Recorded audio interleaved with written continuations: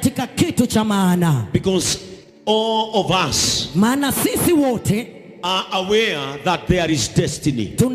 Tunakuelewa ya kwamba kuna hatima.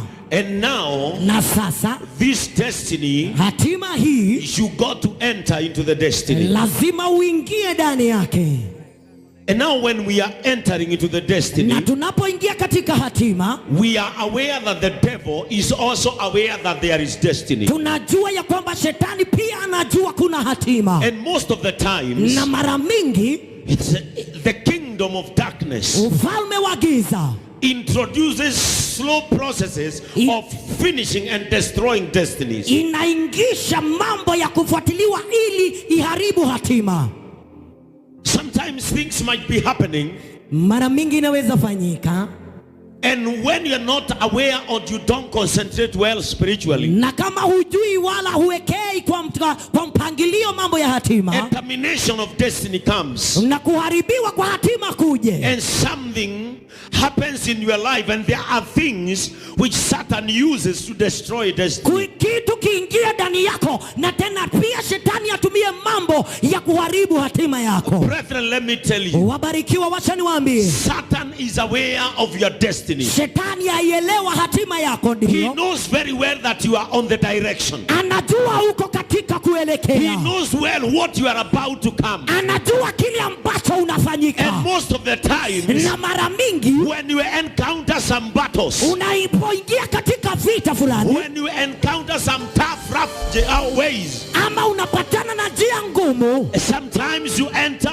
into unknown battles. mara mingi unaingia kwa vita ambavyo havijulikani. Just know that it is not about you. Jua sio juu yako, It is about your destiny. bali ni kwa sababu is about ya your hatima, tomorrow. ni kwa sababu ya kesho, Because Satan is kwa sababu afraid shetani anaomba of what you are about to become. ya kile ambacho unafanyika. And sometimes Na mara mingi the devil will steal your capability of prayer.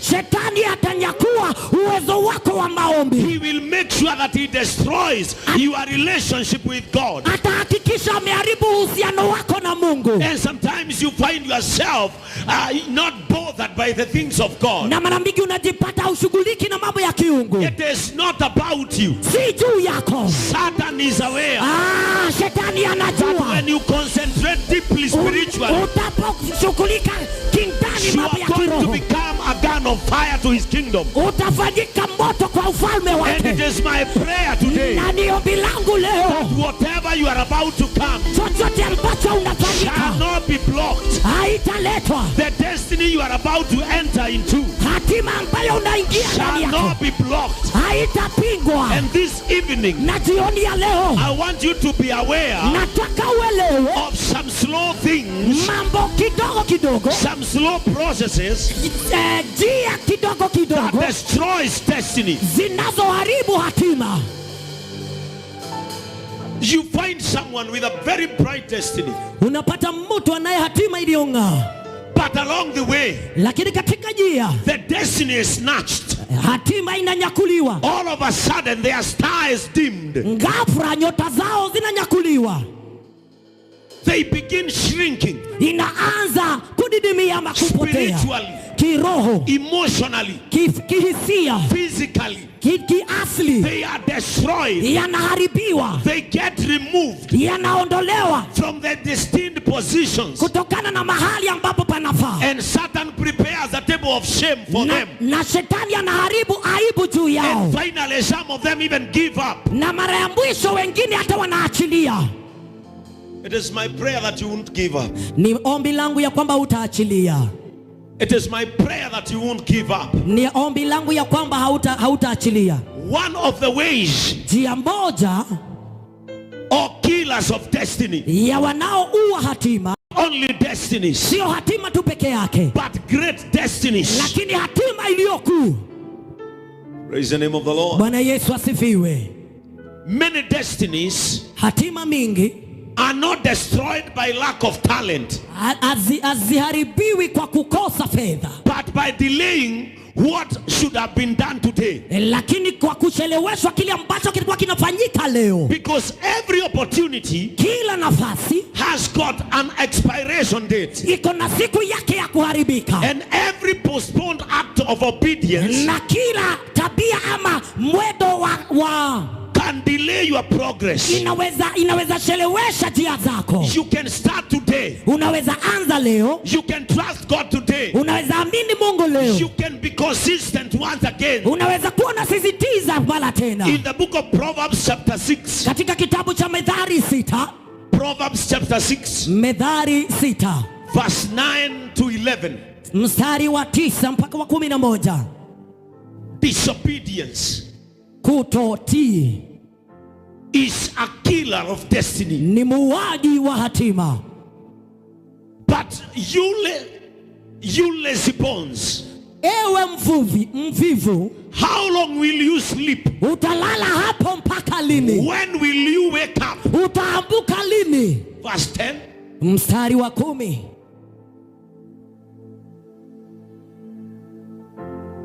A little extra sleep, wasema acha nilale kidogo tu. a little more slumber, acha nisinzie kidogo. a little folding of the hands to rest. Acha nikuja mikono nipumzike. Verse 11. Mstari wake wa 11. Then poverty will pounce on you like a bandit. Wakati huo umaskini utakuvamia kama mnyang'anyi. Scarcity will attack you like an armed robber.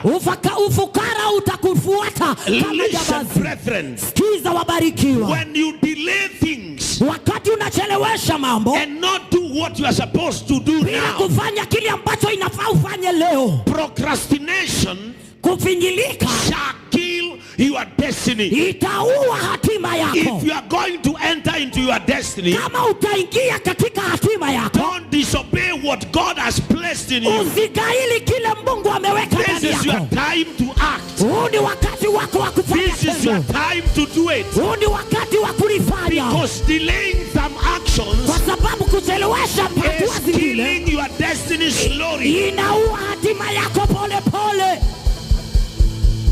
A great destiny hatima iliyokuu is destroyed by not showing up. inaharibiwa kwa kutopatikana. If you want your destiny to broaden, kama unataka hatima yako iendelee, because in the book of Job the Bible says, katika kitabu cha Ayubu Biblia inasema, no matter how small my beginning is, haijalishi udogo wa mwanzo wangu. and Job said, na Ayubu akasema, I know that my tomorrow shall broaden. najua kesho yangu ni kubwa. If there is a big destiny, kama kuna hatima kubwa, it belongs to people who will show up today. ni ya watu watakaopatikana leo. Don't delay yourself in ministry. Usijicheleweshe katika hatima. Don't delay yourself in your business. Usijicheleweshe katika biashara. Act now and show up.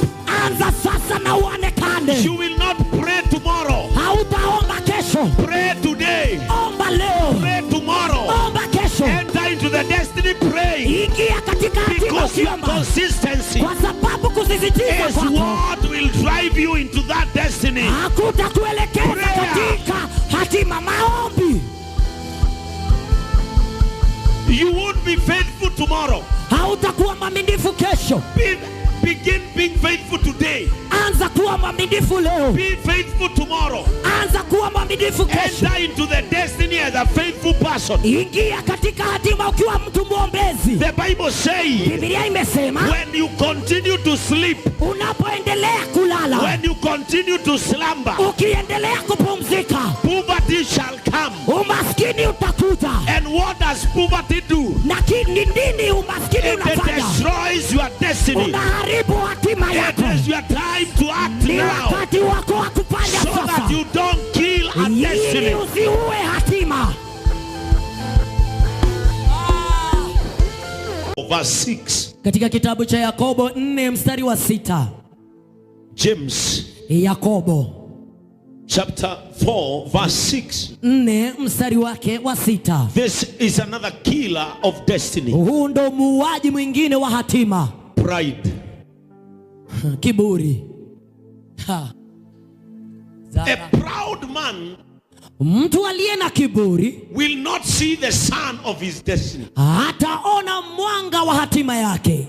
A proud man, mtu aliye na kiburi, a proud believer, mwamini aliyo na kiburi, someone who cannot be told, mtu ambaye hawezi akaambiwa, someone who cannot be commanded, yule hawezi akaamrishwa, will never see the dawn of their destinies. hataona asubuhi ya hatima zao. The brightest destinies Hatima iliyong'aa belongs to the humble, ni ya wale walio tiifu, belongs to those people ni ya wale watu ambao ni watiifu, who can be small for ministry, wale ambao wanaweza kuwa wachache who katika can be huduma, small for compassion, wale ambao wanaweza kuwa wadogo kwa who can utu, go to a low level wale ambao wanaweza chuka so that chini they can serve. ili watumike. Pride. Kiburi. Zikatorabina. The Bible says, Biblia inasema and he gives grace generously. Lakini neema tunayopewa na Mungu ina nguvu zaidi. As the scriptures say, kama vile Biblia imeandika, God opposes the proud, Mungu huwapinga wenye majivuno, but gives grace to the humble. lakini huwapa neema wanyenyekevu. Listen, Sikiza, one of the greatest killers of destiny, muuaji uliye mkuu katika hatima, it's pride. ni kiburi. The Bible says God exalts the humble, Biblia inasema Mungu huinua walio wanyenyekevu, and he brings down the proud. lakini anashusha wenye kiburi. Let me tell you, Wacha nikwambie, any moment you'll find yourself chest thumping, kila wakati unapojipata unapiga kifua, calling yourself me, if it were not me, ukijiambia kama sio mimi, if I was not there, kama sikuwa pale, if I did not lead that service, kama sikuongoza hiyo ibada, if I did not pray for them that morning, kama sikuwaombea asubuhi, look at that church. angalia hilo kanisa, Praise and worship was boring ibada ya kuabudu na kusifu ilikuwa because I inasinya, was not there. kwa sababu sikuwapo. That bishop cannot preach well than me. Huyo askofu hawezi akahubiri vyema kuniliko. That pastor cannot preach well than me. Huyo mchungaji hawezi akahubiri vyema kuniliko. That chairlady cannot lead women more than me. Huyo kiongozi wa wanawake hawezi niongoza vyema That kama person mimi. will never see Huyo mtu hatawaiona the gate into their destinies. lango ya hatima yao. If you want to access favor, Kama unataka kupata if you kibali, want to access grace, kama unataka kupata neema, be humble, kuwa mnyenyekevu, submit under authority, nyenyekea chini ya mamlaka, because in every area kwa sababu kila mahali God has placed an authority. Mungu amewekeza mamlaka. God has placed a hierarchy of leadership. Mungu ameweka Anytime you submit to authority, kila mara unaponyenyekea katika anytime you mamlaka, submit to anointing, kila ukinyenyekea katika mamlaka, because an anointing that you despise, kwa sababu upako an unaopinga, anointing that you despise, yale mafuta I unayokailu, repeat, ninatengeza an anointing that you despise mafuta unayokataa, cannot spice up your life. haiwezi kaweka An njia zako, anointing that you belittle mafuta unayodunisha cannot promote your life. haiwezi kainua maisha yako. Anytime you want to see favor, Kila wakati unataka kupata anytime kibali, you want to see grace, kila wakati unataka kuona neema, don't be proud. usiwe mtu wa kiburi, usiwe mtu wa kiburi. Kibali It's generously given by God. kinapewa na Mungu. Favor Kibali is generously given by God, kinapeanwa na but Mungu, only lakini kwa to the wale humble. wanaonyenyekea.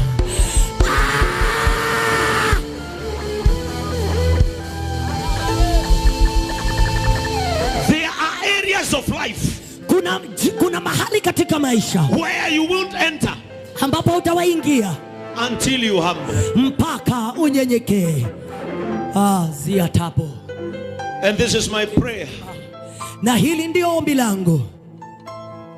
If you have been in a tough season, Kama umekuwa katika hali ngumu, ama majira mangumu. And maybe God was using the season to humble you. Na labda Mungu alikuwa anatumia majira kukunyenyekesha. May you now come out victorious. Sasa toka ukiwa mshindi. If you have been down in life, kama umekuwa chini katika maisha, and one particular time, na siku moja God saw your pride, Mungu akaonyesha kiburi chako, and He decided to humble you, na akaamua kukunyenyekesha. may that season end now. Wacha hayo majira May that yaishe. season end now. Hayo majira May that yaishe. season end now. Hayo majira You have yaishe. learned your lesson. Umesoma. You have learned your lesson. Umesoma. It is your now. It is your time now. It is your time now. Ni wakati wako To sasa arise in humility. ya kuinuka katika To kunyenyekea. arise as a humble person. Kuinuka kama To mtu arise as a mnyenyekevu. humble minister. Kuinuka kama mtumishi mnyenyekevu. Pride Kiburi is a killer of destinies. ni muuaji wa hatima. Many men and women Wake na waume wengi have gone down. wameanguka chini. Yesterday someone saw me Jana mtu akaniona and called me from abroad. na kaniita kutoka mbali, And she told me, Bishop, you have won my heart. na kaniambia, askofu, umeushinda moyo wangu. I have seen you making the bed of shosho. Nimeona ukitengeneza kitanda cha chosho. I have seen you doing it in her house. Nimekuona ukiwafanya yale katika nyumba yake. You have won my heart. Umeushinda moyo wangu. And very soon, Na hivi karibuni I will surprise you. nitakushangaza. Why? Kwa nini? Just an act of humility. Kwa sababu ya tendo la unyenyekevu. Humility Kunyenyekea sounds like a punishment, inakaa kama unaadhibiwa, but it is not. lakini sio hiyo. It is not. Sio hiyo. Humility Kunyenyekea is the sound of ni greatness. sauti ya ukuu. When you Amen. start humbling, Ukianza kunyenyekea, future calls you. hatima inakuita. Destiny invites you. Hatima inakukaribisha. Greatness locates you. Ukuu unakupata. It is not in waste to humble. Sio bure kunyenyekea. Aha. In your marriage, Katika doa yako it is not at all. It is not a loss at all sio kupoteza to humble. kunyenyekea. In ministry, Katika huduma it is not at waste sio bure to humble. kunyenyekea. If there are people who God will lift up even on these altars, Kama kuna watu Mungu atainua hata kwa haya madhabahu, are those people ni wale who will humble enough. watakaonyenyekea kutosha. People who will submit. Watu watakaonyenyekea. Submission Kunyenyekea is one way of humility. ama kujipeana ni njia moja ya kunyenyekea. Humble yourself before God. Nyenyekea mbele zake Mungu. Humble yourself before men, Nyenyekea mbele ya wanadamu, and you'll see how destiny unfolds. na utaona yale hatima imekubebea. Because destiny calls the humble. Kwa sababu hatima huita walio wanyenyekevu. And as the Bible says, Na kama vile Biblia imesema, God hates the proud. Mungu huchukia wenye kiburi.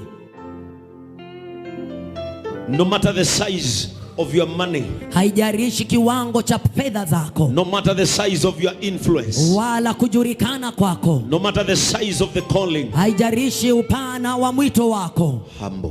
Nyenyekea. Humble. Nyenyekea. Listen to others. Sikiza kwa wengine. Pride Kiburi kills destinies. huwa hatima. La tatu, Killers of destinies. muuaji wa hatima. Nani ataturudishia hizi screen? Jione. Mtu akijiona anakaanga vizuri. Amen. Amina.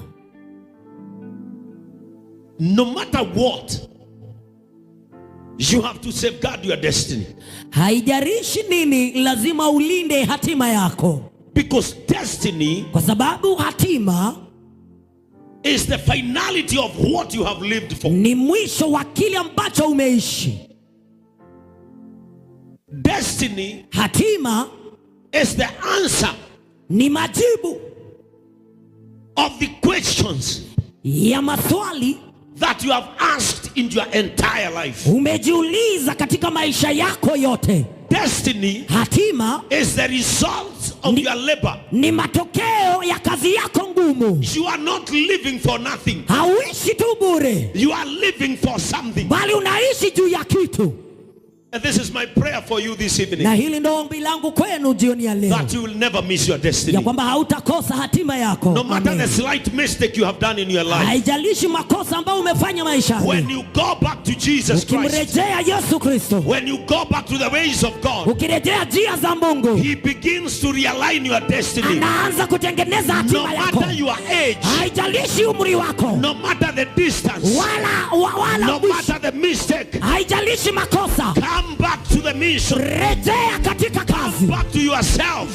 Jirejeshe mwenyewe. Find yourself again. Jipate tena. Go back to that purpose. Rudi katika kusudi. You were once a good pastor. Ulikuwa mchungaji mwema. You were once a good minister. Ulikuwa mtumishi mwema. You were once a good business person. Ulikuwa mtu mfanyabiashara mzuri. Retrace back your ways. Rejesha njia zako. Go back. Rudi to your purpose. Katika lengo lako. Because purpose. Kwa sababu lengo aligns destiny. Inaelekea katika hatima. Lengo safeguards your destiny. Inalinda hatima. You will never enter into your destiny. Utawaingia katika hatima. When you are out of the purpose. Ukiwa nje ya lengo.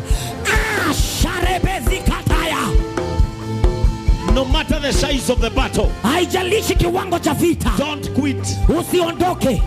Amen. No matter how they have crushed you. Haijalishi vile wamekuvunja. Don't quit. Usiondoke. No matter the names they have called you. Haijalishi majina wamekuita. Don't quit. Usiondoke. Stay on purpose. Katika lengo. Stay on purpose. Katika lengo. No one. Hakuna mtu. And I say no one. Nasema hakuna. Will get you out of destiny. Atakaye kuondoa when you are still in the purpose. Wakati umekaa katika lengo. Don't give up. Usife moyo. Don't get out. Usiondoke. Safeguard your purpose. Linda lengo lako. You are a musician. Wewe ni mwimbaji. No matter how they push you. Haijalishi wanavyokusukuma. No matter how they fight you. Haijalishi wanavyokupika. No matter the names they nickname you. Haijalishi majina. Simama. In the purpose. Katika lengo. Purpose. Lengo. I say purpose. Nasema lengo. Will take you to the destiny. Itakupeleka katika I say purpose. Nasema lengo. Shall take you to the destiny. Itakupeleka katika hatima. I know. Najua. That one day. Siku moja. I shall be a great man. Nitakuwa mtu mkubwa. Because I'm on purpose. Kwa sababu niko katika lengo. No matter who believes in me. Haijalishi mnavyonidumisha. No matter who does not believe in me. Haijalishi wanaoniamini. No matter who listens to me. Haijalishi wanavyosema. No matter who does not listen to me. Haijalishi ambao I am still on my purpose. Bado niko katika lengo.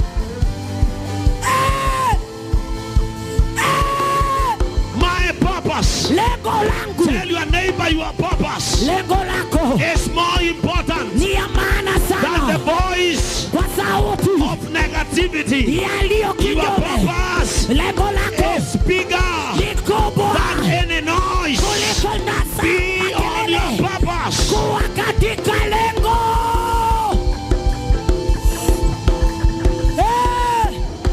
Safeguard your purpose. Linda lengo lako. And never allow anybody. Na usiwahi kubadilisha yoyote. To fight your purpose. Apige lengo lako. Safeguard your purpose. Linda lengo lako. Hallelujah. Hallelujah. When you are in purpose. Ukiwa katika lengo. Nobody. Hakuna mtu. I remember. Ninakumbuka. When Jesus. Wakati Yesu. Went to Zacchaeus area. Alienda mahali pa Zakayo ama katika boma la Zakayo. Zacchaeus entered into purpose. Zakayo akaingia katika lengo. Everybody mocked him. Kila mtu alimgairi. But in him. Lakini ndani yake. He purposed. Alikuwa na kusudi. He climbed that tree. Alipanda katika mti. His purpose was to see Lengo Jesus. lake lilikuwa ni kumwona Yesu. Hallelujah. But his destiny was salvation. Lakini hatima yake ilikuwa katika wokovu. Purpose was there. Lengo ilikuwa And destiny was there. na hatima pia ilikuwa. Your purpose will carry you into your Lengo lako destiny. itakubeba katika I hatima. said your purpose Nasema lengo will lako call you itakuita into your destiny. katika hatima. Allow me to encourage you. Nikubalishe It nikutie is not nguvu. in vain Sio bure to be in your purpose. kuwa katika lengo. Sio bure. Continue praying. Endelea kuomba. Continue worshiping God. Endelea kumwabudu Bwana. Continue ministering in the church. Endelea kuhudumu katika That kanisa. is your purpose. Hiyo ndiyo lengo lako. Along the way, Lakini katika you njia shall greet your destiny. utasalimia hatima Along yako. the way, Katika njia you shall meet destiny helpers. utapatana na Along the msaidizi. way, Katika njia you shall meet destiny carriers. utapatana na wanaokubebea hatima. Your purpose. Lengo lako. Listen to me. Hallelujah. Another killer of destinies. Listen to me. Hallelujah. Another killer of destinies. Muuaji mwingine ndo huyu wa hatima. It is to be Ni kuwa in the wrong friendships. katika mahusiano yasiyofaa. Being in the wrong friendships. Kuwa katika mahusiano yasiyofaa. 1 Corinthians Wakorintho wa kwanza chapter 15 15 verse 33. mstari wa 33. 1 Corinthians Wakorintho wa kwanza 15. The people you spend the most time with will shape your thinking. The people Watu you spend the most of your time with them unaotumia muda wako mwingi na wao will shape your thinking, wataunda mawazo yako, your habits, tabia zako and your future. na hatima yako. Wrong relationships Uhusiano yasiyofaa can slowly pull you out, inaweza kukuondoa pole pole away from the purpose, mbali na hatima yako ama na lengo lako, without you realizing it. bila wewe kujua. Choose friendship wisely. Chagua uhusiano vizuri. People who can strengthen your faith. Watu ambao wanaweza tia nguvu imani People yako. who can challenge you to become better. Watu ambao wanaweza kukusukuma ufanyike mwema. People who can point that mistake out. Watu ambao wanaweza kuambia ubaya wako. People you can listen to Watu ambao unaweza wasikiza without being offended. bila kukasilishwa na wao. 1 Corinthians Wakorintho wa kwanza chapter 15 verse 33. 15 mstari wa 33. Give us that Bible verse. Tupeni andiko hilo tafadhali. The Bible says, Biblia inasema, I said 1 Corinthians chapter 15. Wakorintho wa kwanza 15 mstari wa 33. The Bible says, Biblia inasema, do not be fooled by those who say such things. usipumbazwe na wale wanaosema maneno haya. Bad company Urafiki mbaya corrupts good character. uharibu tabia njema. Listen to me. Sikiza hapa. You might have safeguarded your destiny until now. Unaweza kuwa umelinda hatima yako mpaka leo. But along the way, Lakini katika njia you fall in the hands of wrong relationships. unaangukia mikono ya uhusiano muovu. Listen. Sikiza.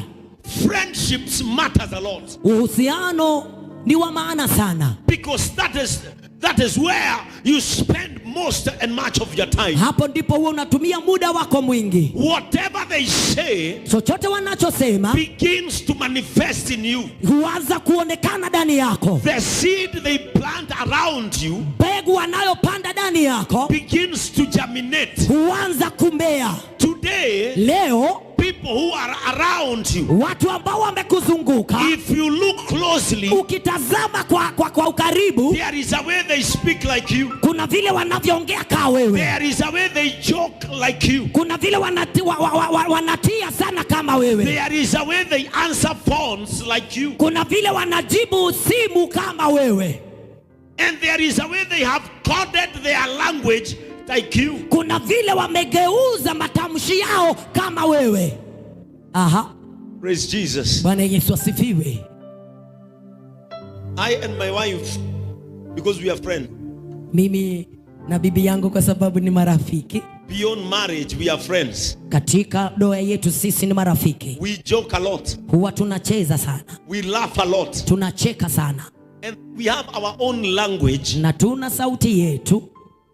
When we do something stupid. Tunapofanya kitu ambacho ni cha kuchekesha. Like maybe we have entered into a place.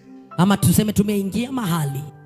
And we do something in the wrong way. Na tufanye kile ambacho hakitakikani. And maybe we see other people doing it a different way from how we did it. Na tuone watu wamefanya kitu tofauti nasi. There is that coded language that we normally call ourselves. Kuna kale kajina tunapojiita sisi wenyewe. Because she is my friend. Kwa sababu ni rafiki yangu.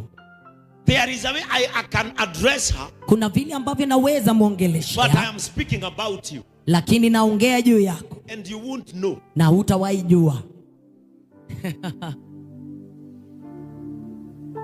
Praise the name of the Lord. Bwana Yesu asifiwe. Friendship matters a lot. Uhusiano ni wa maana sana. Even when it comes to our families. Hata ukifika wakati wa familia. Beyond being your brothers or sisters. Zaidi ya kuwa ndugu na dada. Be friends. Kuweni marafiki. Beyond being a husband and a wife. Zaidi ya kuwa mume na mke. Be a friend. Kuweni marafiki. Because your friendship. Kwa sababu urafiki wenu. Will position you where a husband cannot. Utakuweka mahali ambapo mume wako hawezi. There are things you cannot speak to your wife as a husband. Kuna mambo ambayo hawezi wakaongeresha mume wako. But you say it as a friend. Lakini unasema kama rafiki. There is a way she cannot tell me things like a wife. Kuna vile hawezi aniambia kama mke. But there is something she'll shout like a friend. Lakini kuna vitu atatoa sauti kama rafiki. And from my angle I'll know. Na kutoka pande yangu nitajua. She is not a wife now. Sio bibi sasa. She is speaking to me like a friend. Ananena kwangu kama rafiki. And that is why people. Na hivyo ndivyo watu. Feel wronged. Wanasikia wamekosewa. Wanasikia wamekosewa, asante. Because you have to understand. Kwa sababu ya kutoelewa. Ben as a bishop. Ben kama askofu. And Ben as a friend. Na Ben kama rafiki. Because despite I being your bishop. Zaidi ya mimi kuwa bishop. I think I am your friend. Nafikiria mimi ni rafiki yako. Aha. So sometimes when I say something. Kwa hivyo mara mingi ninaposema kitu. Sit down and ask yourself. Kaa chini na ujiulize. Did he say it as my bishop or my friend? Alisema kama askofu ama rafiki? Sometimes when I'm getting out of the church, maybe sometimes. Wakati ninapoondoka kanisani mara mingi. There are people who I stop my car and maybe I tolea my form. Kuna watu ambao usimamisha gari yangu na mara mingi na watolea simu yangu. That time I'm not your bishop, I'm your friend. Huo wakati mimi sio rafiki yako, sio askofu, mimi ni rafiki. Siku ile utaona nimefungua kio ya gari yangu na nikupatie form. Mimi sitakupatia kama bishop, nimekupatia kama rafiki yangu. So don't come into the church telling everybody, hey, bishop amenipea dhao. Utanirusha kwa moto. Sababu watu wote wata expect niwapee nini? Dhao. Mimi nimepea rafiki. Ulipokea zako jana? Si kukutumia nikiwa bishop. Nilikutumia nikiwa rafiki yako. Na rafiki ya mtu hapendi kuona mtu rafiki yake akipitia shida. Ndio maana ninaambiaga huyo rafiki yangu, tumia ule mama Mokolino kitu imshikilie. Sikuangi nikimuomba kama bishop na kuombeaka kama rafiki. Wewe ni rafiki yangu. Urafiki ni kitu ambacho ni cha dhamana sana. And when entering into a friendship, na unapoingia katika urafiki, first sit down and ask yourself, kwanza keti na ujiulize maswali mengi. Because friendship, kwa sababu urafiki is one way of losing destiny. Ni njia moja ya kupoteza hatima. When you enter into wrong friendships, ukiingia katika urafiki usiofaa, count your destiny gone. Hesabu kama hatima yako imeondoka. When you enter into the wrong relationships, ukiingia katika urafiki usiofaa, count your destiny dead. jua hatima yako imefa. Because wrong friendships, Kwa sababu rafiki usiofaa, wrong forums, njia zisizofaa, they corrupt good morals. zinaharibu njia matabia njema.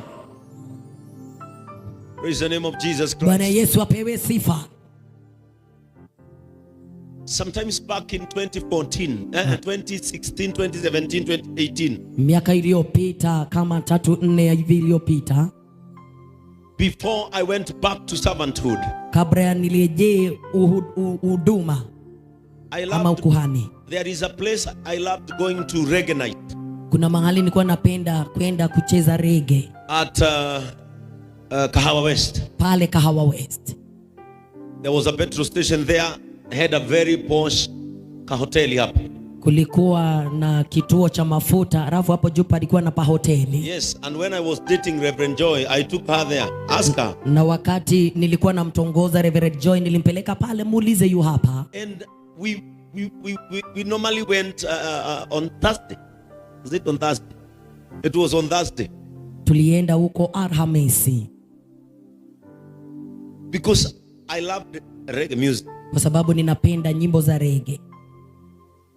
But since I went back to servanthood, Lakini wakati nilirejea katika ukuhani, I have never even gone back to know if it still exists. sijawahi rejea kujua kana kwamba bado hiyo kitu ipo. Yes, I love that music. Ndio napenda hiyo nyimbo, But not at the wrong place. lakini sio mahali ambapo hapafai. In my car, I can put a reggae song Katika ndani ya gari langu naweza weka nyimbo za kirege and not sin to anybody. na nisimkosee mtu. Sasa mimi nikiweka song ya Bob Marley na niimbe in wherever you are remember me. I'm singing to my mother Naimbia that mamangu wherever she is in heaven, kila mahali alipo mbinguni, Mama remember me, mama nikumbuke, pray for me. niombe. Sasa kuimba hivyo nimekosea nani? We had Glenn Washington, he came to here. Tulikuwa na Glenn Washington. Washington. You said Glenn who? Amesema Glenn nani? Ati Glenn Miriam Modongo. And when he came here, Na wakati alipotutembelea he sang gospel reggae music. akaimba rege za Injili And we felt blessed. na tukahisi tumebarikiwa. And maybe the same song, Na labda huo wimbo you can listen to it in a club unaweza usikiza katika mahali pa kujivijali and miss the words na usikose neno and take home the noise. na upeleke nyumbani makelele. Friendship environment should be clean. Urafiki na mahali ambapo When you upo unafaa kuwa enter clean. into wrong friendships, Unapoingia katika urafiki usiofaa, count your destiny dead. hesabu hatima yako kama People imefa. who cannot correct you in love. Watu ambao hawawezi kukuelekeza yatosha. People who will always tell you Watu wale watakao kuambia kila mara what you want to hear. kile ambacho unataka kusikia. Because let me tell you something. Kwa sababu acha nikwambie kitu, In the wrong friendships, katika urafiki usiofaa, that is where pride is grown. hapo ndipo kiburi kinachipuka ama huanza Kinakuzwa. kinakuzwa. Asante. That is where pride is incubated. Hapo ndipo kiburi kinakuzwa, Because if these are my friends kwa sababu kama hawa ni marafiki zangu and they don't want to tell me the truth, na hawataki kuniambia ukweli, they will always lie to me kila mara watanidanganya so that I can still continue moving with them. ili niendelee kutembea nao. Let me tell you, Wacha nikwambie, if you pluck a piece of an orange ukitoa begu ama zanda moja ya chungwa and then take a lemon alafu uchukue dimu and then pluck the same piece, utoe tu kiwango kama kile kile, put the lemon into the orange weka dimu katika chungwa and put the orange in the lemon, na weke chungwa katika dimu, despite them looking the same, zaidi zinakaa they kitu are moja, not the same. haziko pamoja. Move from where you don't fit. Toka mahali ambapo No hapafai. matter looking like them, Haijalishi kama unakaa kama don't wao, be there. usiwe No matter pale. speaking like them, Haijalishi unanena don't kama be wao, there.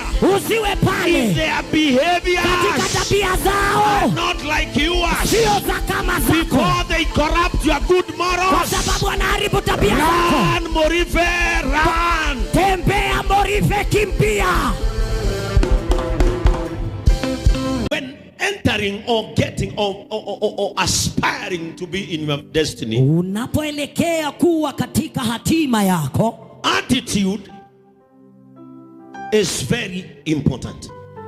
yani vile unavyojibeba ni ya maana sana. How you handle things Vile unavyonyakua mambo ama beba is mambo very important. ni ya maana sana, Because a person kwa sababu mtu on a right path to the destiny akiwa katika njia inayofaa kuelekea katika hatima is known by how they control things. anaelewa na vile ambavyo anashika ama anavyopambana na mambo. Sometimes Mara mingi we might push you somewhere tunaweza kukusukuma mahali because we can see destiny in you, kwa sababu tunaona hatima ndani yako, but you are not aware of that destiny. lakini wewe hauijui. So sometimes we might press you Mara mingi tunaweza kukufijilia for you to know how to handle things. ili ujue juu ya kukana mambo. Attitude is very important. Yani hisia ma vile unavyojibeba ni ya maana sana, And one way na njia moja you can kill destiny with unaweza ua mabawa ya hatima is uncontrolled attitude. ni hali isiyoelekezwa ama isiyo Uncontrolled attitude. ni hali ama tabia ambayo hauwezi ukaielekeza mwenyewe. Uncontrolled anger. Hasira ambavyo hauwezi ukazielekeza. Uncontrolled fear. Uoga ambao wewe mwenyewe hauwezi ukaielekeza. Uncontrolled attitude Tabia ambayo hauwezi ukaielekeza kills a destiny. huwa hatima. If it is about to be wronged, Kama ni kukosewa, and we never control sometimes how we feel, na mara mingi huwa haurekebisha ama hushikilii vile unavyohisi, we could have lost it a long time ago. tungekuwa tushapoteza miaka mingi iliyopita. Sometimes things will be done to you. Mara mingi inaanza kwako. There things will be done, mambo utafanywa mambo mengi. Mambo utafanywa mengi, asante. And sometimes there are particular moments when you won't keep quiet. Na mara mingi kuna wakati hautanyamaza. And there are sometimes you will just watch and be silent. Na mara mingi na kuna wakati utayatazama tu. Kwa sababu hata kama kuna mahali unaelekea, usikubali tena ukanyagwe. Usikubali tena uwe uwanja wa kila mtu akisikia kucheza mpira anachukua, anakuja kwa maisha yako kucheza. Kila mtu akitaka kuvuka mto, wewe ndio mgogo ya kupita. Hapana. Lakini mara ambayo ni nyingi, kuna vitu utaangalia na unyamaze. Kuna vingine hutanyamazia kwa sababu utaonekana mjinga. Yesu alitembea na Petro sana, akaona Petro ataona mimi kama ni mjinga, akamrudisha nyuma. Rudi nyuma pepo. Kuna wengine utarudisha nyuma. Kuna wengine kwa sababu speed yao itakukwaza. Speed yao itakukwaza. Sometimes when my small daughter is leading me, wakati katoto kangu kadogo kananiongoza, samahani, I control her speed. Bado huwa naenda nikipima mwendo wake. Because if I'm not careful, kama simuangalii vizuri, she can fall and also I can fall. Anaweza anguka na pia mimi nianguke. So sometimes even in the ministry, hata katika speed, kwa sababu haraka zingine won't take you anywhere. Haitakupeleka mahali popote. And there are others, na kuna wengine who we will only watch and keep quiet. Kuna watakao tazama na wanyamaze. Because how they are handling things, kwa sababu ya vile wanavyong'ang'ana na hayo mambo, you can spot destiny in them. Unaweza elewa hatima iliyo ndani yao.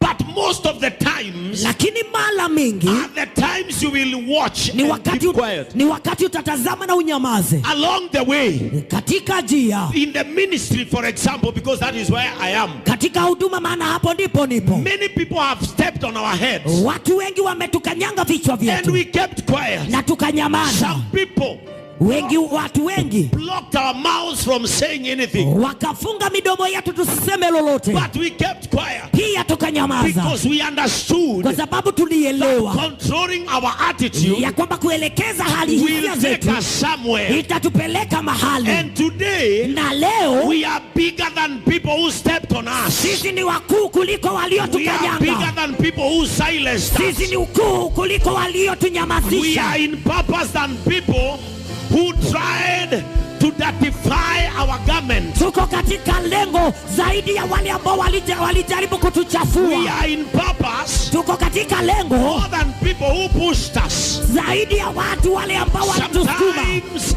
Mara mingi controlling your attitude, kuelekeza hisia controlling your zako, anger kuelekeza will hasira align you zako, well zitakuwekeza vizuri in your path to the destiny. katika njia yako kuelekea katika hatima. Amen. Amina. Ambia jirani yako, kuna mengine utatazama na unyamazi. Kuna wengine utatazama na unyamazi.